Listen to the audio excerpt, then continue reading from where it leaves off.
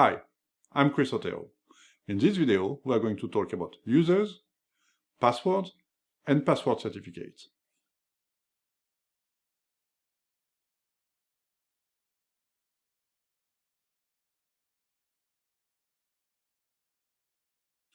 Let's talk first about users. There are three types of users. First, the system users. They are used to access the system and to run the command. They are managed by the operating system. Then we have database users. Those users are defined and managed by the database management system. They are used to access the schema on the databases. You may want to have several users, one for each different schemas that you have installed on your database. Application users. Those users are used to run the algo commands or to access the various GUI that are part of Algo 1. Those users are managed in SEM. It is not mandatory to have the same username for your system user, your database user, and your algo user. Sometimes, often, systems are set up in that way for convenience. When starting Algo Security will connect to the ASEC database.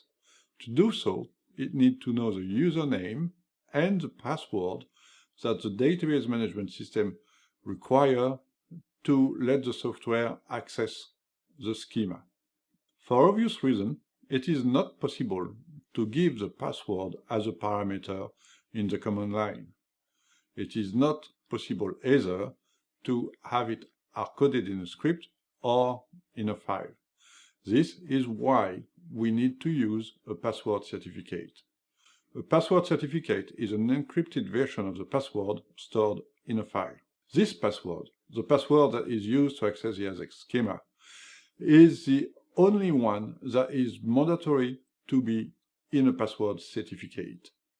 When you run the start Algo Security command, you give as a -d parameter the name of the user, and Algo Security will go and fetch the password from the password certificate.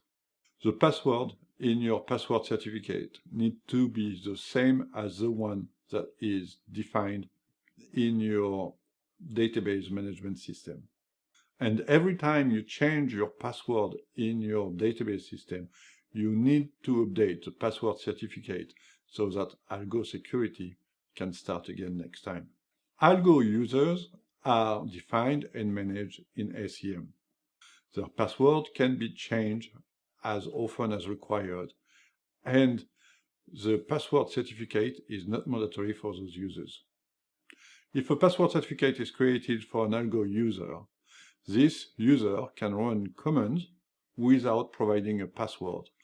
In the same way, it will be able to log into GUIs without having to type in the password. For example, the command idm-u algo password will start the IDM GUI without prompting for username or a password.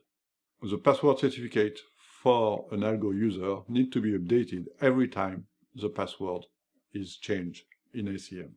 Password certificates are managed by the password certificate tools that is part of Algo Security. In the next video, we are going to see how to use this script to create or update password certificate. This concludes our video. Thanks for watching.